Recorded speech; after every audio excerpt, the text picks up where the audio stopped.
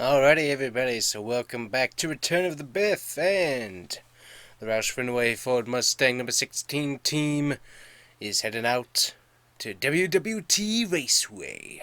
Let's get started. Alrighty guys, so this is going to be a short race. I'm going to check up on our setups. I'm going to a bit of a looser feel to the car, and we're also going to do a few practice laps on this track. I'm not very good at this one, so do some practice time here.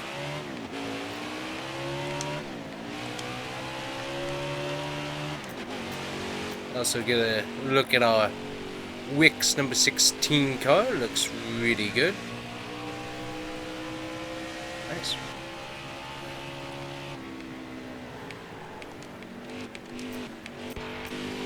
Yeah, so I just saw Ryan Newman's new Castrol scheme car, and I honestly hope that that is a one-off, because I'm not exactly a fan of white schemes. I don't mind cars that have white on them, like this particular car with the white and the dark black with the yellow highlights. It looks really good. But like white and like light gray, or white with like shadow white, or anything weird like that is just I don't like it. I don't like the scheme. So hopefully the regular Castrol car will come back later on in the year, and that will be nice to see. So another cool thing is going to the Roush Fenway guys being able to neutralize their carbon emissions. That is kind of cool, kind of a cool achievement, and definitely the best way to do that, guys. If you want to know, a lot of people want to be able to get their carbon footprint taken care of, and you want to know the best way to do that? Nuclear plants. That's right, get our power grid onto nuclear. That is the best way to go. Alrighty, so I've gotten the feel of this car. We're going to go ahead and qualify for this race too, since it's going to be a bit of a shorter one. There goes our man Newman. There he goes. So let's get back to the garage here. Car feels pretty good. So let's go ahead and qualify here. Alrighty, so our Wix number 16 Ford Mustang is ready to go. Let's see how Greg Biffle does.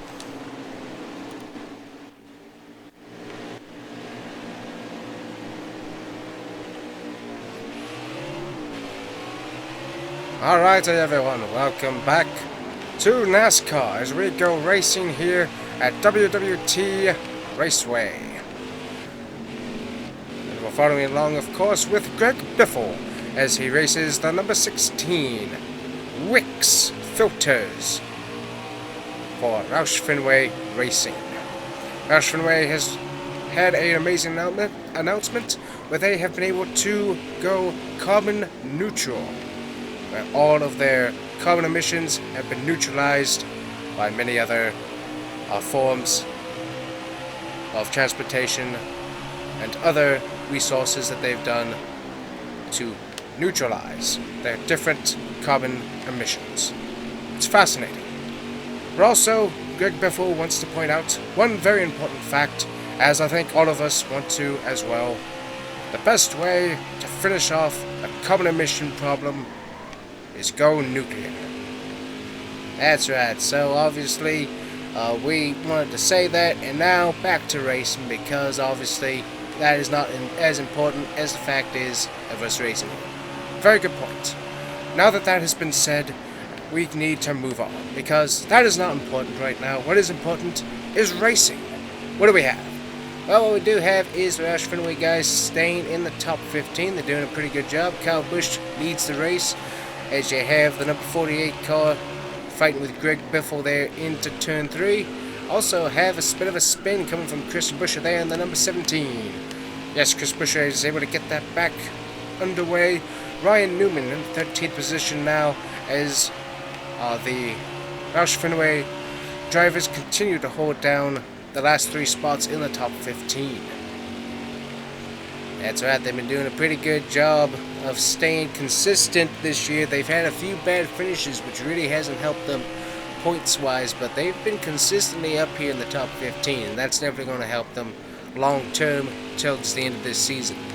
Very good point. Obviously, Kyle Busch doing an amazing job here as we come to the end of Stage 1 here on this very short race. That's right, so this was a last-minute decision to come to WWT Raceway for a bit of a sprint race, really. Not really a full race, but 3 stages sprint. 3 stages of sprinting towards the end, so definitely a bit of a fun Haver race for all of the fans, and an exhibition race to see how these cup cars work at WWT. Also a good points filler, as this is a short race, but it will pay out points at the end of the race, so this is very exciting. One of the one-offs from NASCAR. Yes, exactly. So NASCAR definitely wanted something to fill this slot after, of course, California had to ditch on us once again due to stuff, and so we're back here at WWT Raceway, and so what we have going on here is something very amazing. So obviously NASCAR decided not to go for a full race, but decided to go for this short format, and I think the fans are definitely going to have fun here tonight. That's right, we got Greg Biffle there with Ryan Newman as they are now in the top 10. That is definitely pretty good. As I said, we have these little sprint races here towards the end of the stage, each one getting a little bit longer, which each of these is acting as a stage, so definitely important to be up there in the top 10 to get those points, even though this is a shorter race, so kind of a very important setup, but I think it's definitely going to be a fun one here. See Greg Biffle going up towards the wall. For some reason the car seems to be going that way. Let's see if we can find any info. That's right, so as you notice, Greg Biffle having about the same issue that he's had on lots of tracks.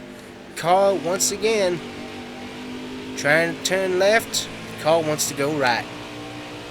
So same setup issue apparently that he's had like at Richmond and other tracks. It's just a bit of a strange issue, just cannot get the car to turn correctly, always wants to go up towards that wall right to the right, and a little contact there, not a whole lot, but still that is going to be an issue coming towards the end of this stage and towards the end of the race, as we're going to be going to the final sprint race here at WWT.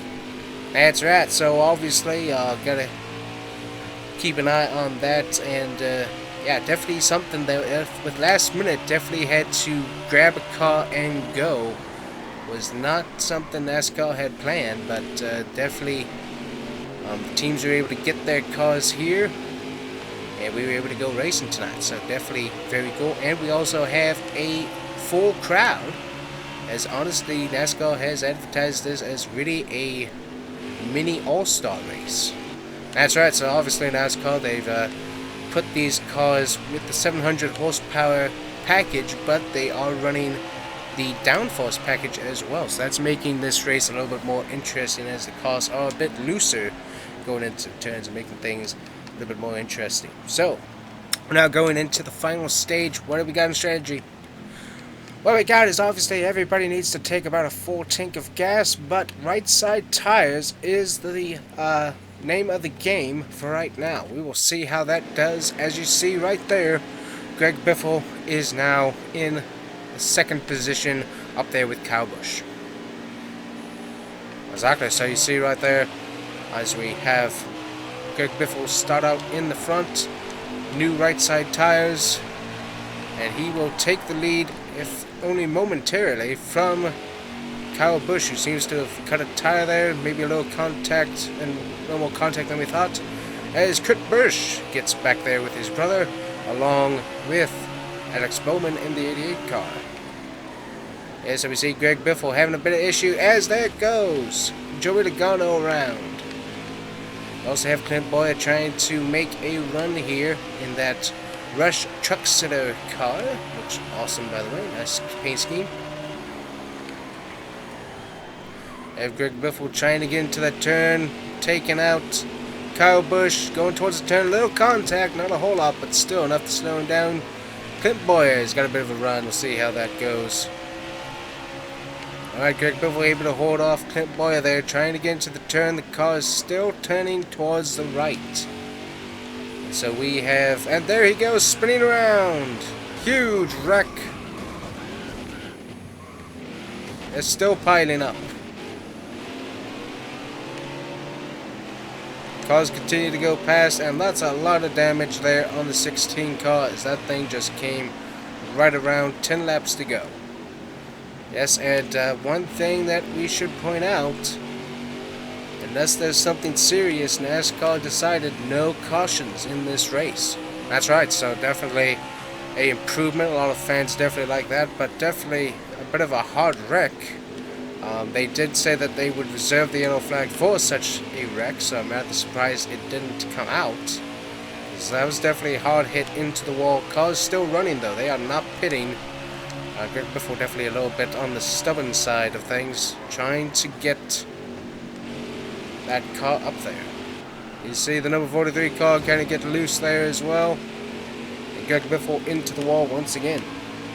Yes, obviously Roush Fenway has these 3 cars, but Greg Biffle has definitely had some of the worst of the cars, honestly. Just that with that constant car wanting to turn right issue with the suspension, just can't seem to iron that issue out for some reason.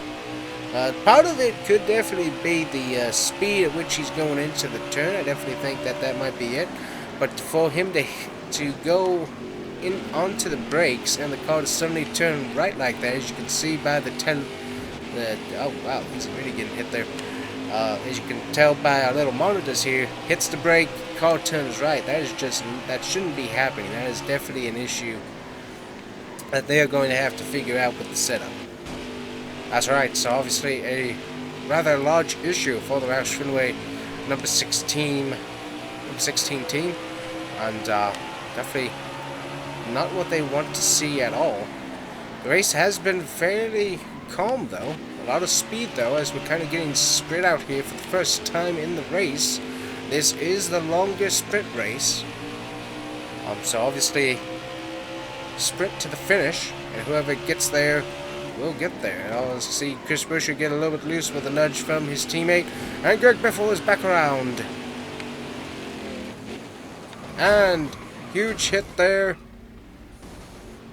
and the caution has finally been brought out. Yeah, definitely an issue there. Definitely surprised they didn't bring it out sooner. So Greg Biffle most likely pitting here, get 4 tires and repaired, and he will start in 39th. Can you see right there, bit of an issue. Greg Biffle is on the lead lap. Joey Logano is a lap down. 4 new tires though. How will that help him? Well, he's got a long way to make up. So you see all of these cars, and he's back around again. Keeps getting onto that curbing there and just spinning out. So that's a bit of a driver issue there. So just trying to take it too aggressive into the turn for what the car can take, but we'll have to see. 4 tires, that's definitely helpful compared to the rest of the field, but he's got to keep this car under control, as almost spins out again, it looks like there as well. That's right, so obviously a bit of an issue there as Alex Bowman leads in the number 88 car. And also rather amazing to see Joey Logano so far back in one of these races. Obviously a little bit of a damage they had to fix up there when it lapped down on pit road during one of the stages. And so that is definitely a bit of an issue for him.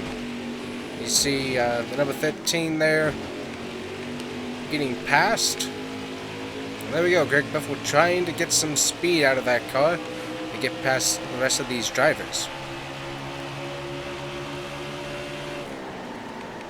There we go. So Greg Biffle going into turn 1, trying to get past Matt DiBenedetto, a Ford teammate, trying to get as many positions as he can. Very important at this stage of the race, where he will not be able to finish more than likely in the top 10. Top 20 though is within range, but he has got to keep that car under control with all the issues. Yes, Alex Bowman continues to lead, which is fascinating due to the dominance shown by Kyle Busch, but Kyle Busch says that the car is more than likely a short-run car. So a lot of other things too, but we're not going to play that until Radioactive. So there we go, top 20 is inside for Greg Biffle. 4 tires, can they make all the difference as he gets ready to pass these cars? He's going to have to make some really serious footwork here through the turn. Chastain in the way with Advent Health. Can he get more positions as he comes out of the turn? It's going to be a drag race, and 24th is as far as he'll be able to advance in this race. So pretty good charge from the back, but still not enough to get into the top 20 or into points. So definitely disappointing for the number 16 team there with Greg Biffle, as once again handling issues continue to plague that team. So let's look at your top 10. Your top 10 include Alex Bowman, Eric Amarola, Kurt Busch, Brad Kozlowski, BJ McLeod, Kyle Busch, who won both stages, Clint Boyer, Denny Hamlin, Matt Kenseth, and the 48 car. With your top 15 being rounded out by Chase Elliott, Ryan Newman, Eric Jones, the number 43 team, and Austin Dillon. I hope you enjoyed this broadcast, and we will bring you more NASCAR racing soon. Alright, I guess, so that was a rather disappointing turnout, but not bad, not bad. Pretty fun race though, so that was good. For some reason that car just, I don't know why it wants to turn to the right though, because I hit the brakes to slow down and it turns to the right. I'm not sure what's going on with the setup there. That's kind of annoying though. So there we go. WWT Raceway is done. Heading on to Bristol for the next race, so that will be fun. Let's look at the standings here. We got Kyle Busch in first. We got Greg Biffle, obviously. Have Denny Hamlin, Kurt Busch, Truex, Blaney, Kozlowski, Harvick, Boyer, McLeod, Amarola, Logano, Kenseth, Elliott, Suarez, and Jimmy Johnson. Obviously the 48 car there, who are points-wise are rounding out the top 16. I'm not sure how to get to playoff settings with this, but you kind of see how that's going there. So, alright guys, thanks for watching, and we'll see you here next time on the Combustion Gamer.